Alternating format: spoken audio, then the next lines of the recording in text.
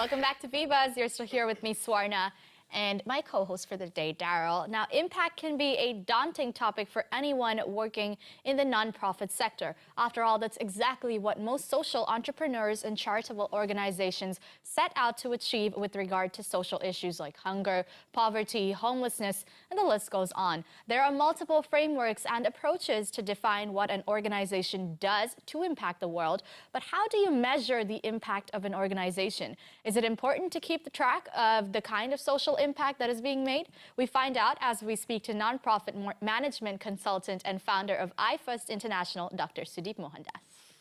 Dr. Sudeep, welcome back to VBuzz. Thank you very much. Always a pleasure having you here. Same here. Let's start with asking you, should impact measurement be something nonprofits think about, like from the start?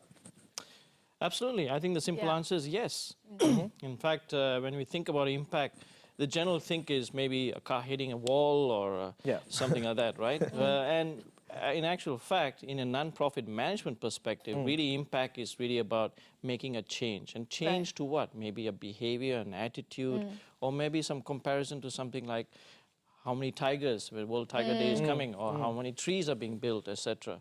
So that's the kind of thing we're looking at. And in fact, impact also has to be understood in terms of the mission of an organization. If you really think about it, the mission is really the articulation of an organization's impact. Yeah. So if you really align to that mission, you've actually made your impact. Right. Right. But how do you measure this? It's not is it quantifiable? Well, this is it. So there are many ways of it. Now, there's some things that are quantifiable and some that are not. Yeah. And the ones that are quantifiable, obviously, you use the SMART approach, which means S-M-A-R-T, right? Specific, measurable, achievable, and basically you're timely, right? Realistic. Yeah. So, but the ones that are non-quantifiable, it's about making a tough decision. And there you have to create reasons behind why you do it. And you're talking about basically dignity, education, relevance, those kind of stuff that are non-tangible. So there are tools out there that can actually make this happen. You know, there are tools developed by consultants like the McKinseys, the Bill and Melinda Gates Foundation, a whole range. Yeah, but when it comes to like smaller nonprofits, for example, you know, they may not have the means to get their hands on these sort of tools, and I'm sure some of them are quite costly at times. So how else can they get started? Yeah, so there's a tendency to think that these things are for the big and great and the organizations that have a lot of staff. But in actual fact, if you're small, it's about asking the right questions. Yeah. Start off by first asking the right questions. Is it achievable? Basically, what are the difference that we can make? What are the elements of if you're going to make a difference, what would that be? Ask those right questions that will eventually define itself in terms of what kind of impact. I'll give you an example. Sometimes in India, there were some 3 NGOs trying to work out, finding out basically how do we make that school increase its attendance. And so one actually took the approach of mobility. Maybe it was too far. The other one looked at basically breakfast. Maybe they all haven't had breakfast or something like that. So they wanted to give them food and all that. But in actual fact, what they found out was deworming was the interesting thing about where they were. So it was basically about diarrhea and all that actually looked at. So you have to actually look at it. And it was a small organization. And so you actually have to start from the very basic, asking the right questions. Then you'll be able to get the impact. Sweet. Well, that kind of puts things in a whole different perspective, because I guess when you look back and measure things, that you see things that you didn't see before, right? But what are some of the values that nonprofits should consider when they kind of want to measure their impact? So the last time I talked about this soup, and having a lot of values there, right? And you're talking about beliefs and traditions and customs and practice and what have you inside this little soup. Well, that same thing applies right now. It's that soup in terms of values that comes out. And what is it really about? Collaborating, not reinventing something, making sure that you actually talk and listen, consultative. All those things are important values if you want to develop an impact. If you don't do those kind of stuff, you will not be able to get that impact on the ground. I mean, just for example, if someone you're working with, collaboration, really collaboration is about talking and working towards something. But if I'm telling you what to do, that's not really a collaboration. And we're not going to get somewhere. We're not going to get the impact because I don't believe in you and that kind of stuff. Yeah. You know, earlier you mentioned that we should be asking ourselves certain questions about impact management, measurement, sorry. Could you tell us a bit more about what are these sort of questions we should be asking? Well, so if you ask questions like, for example, what difference will we make? All right. I mean, that's simple as it may come. Yeah. But if you just ask a question, you will now try to quantify, or you'll try to define what exactly it is. And by just making those, you can't make very simple statements. You've got to be very specific as to what is that difference. Okay. Simple as that. How is it justified, basically? How is it justified? Yeah. Right. You know? But what are some good communication strategies that you should use to kind of deliver the message of the impact that you've measured?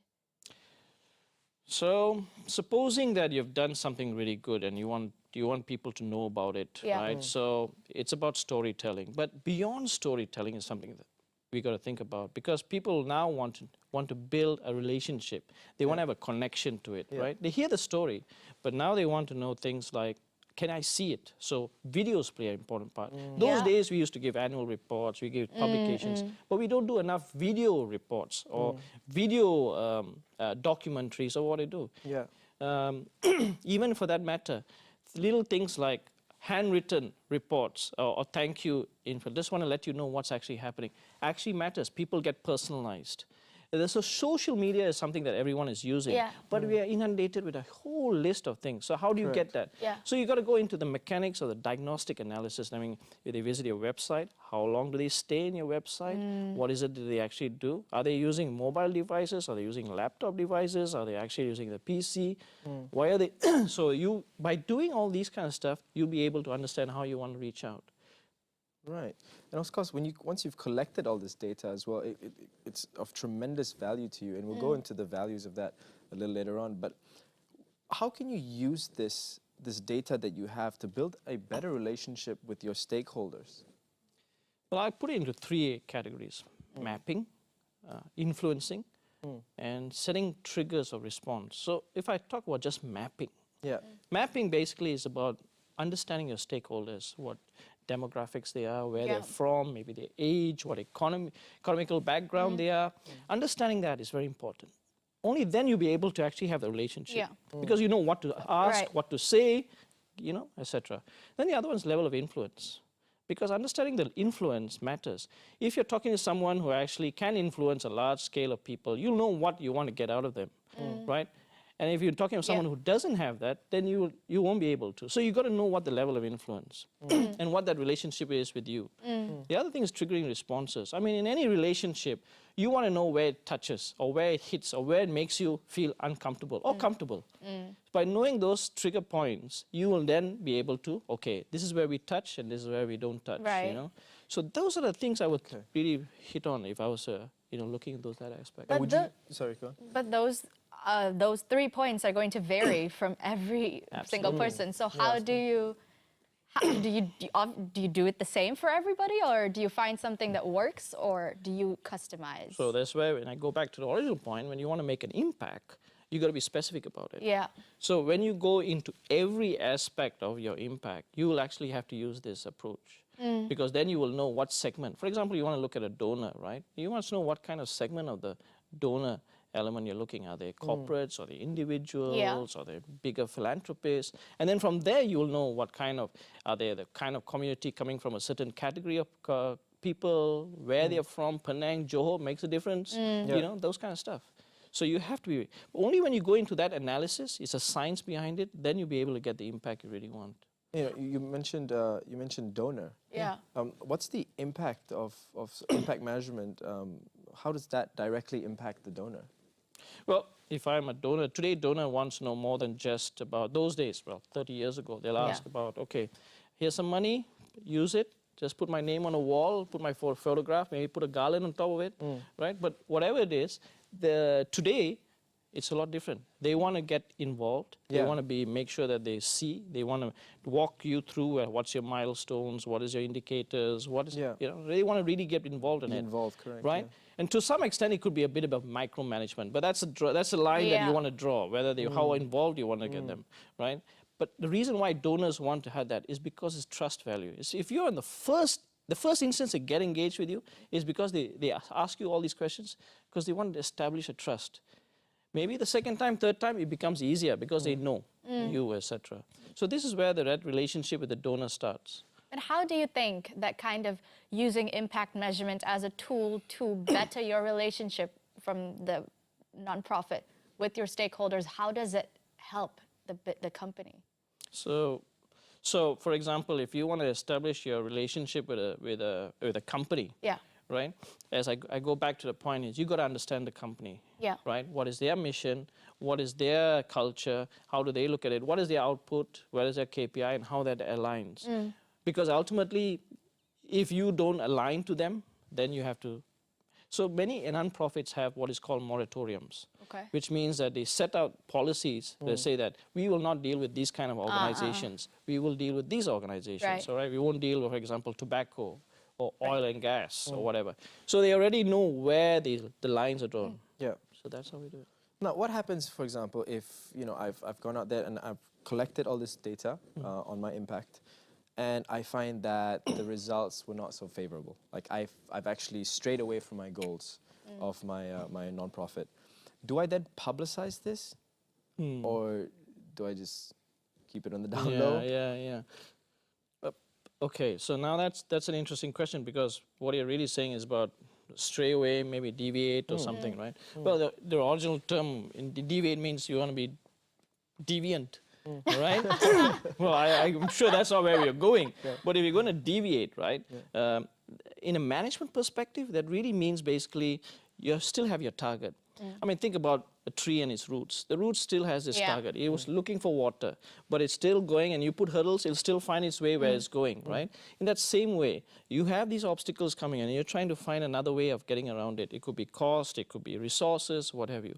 So publicizing it you have to think about this because sometimes, as they say, bad news could be good news.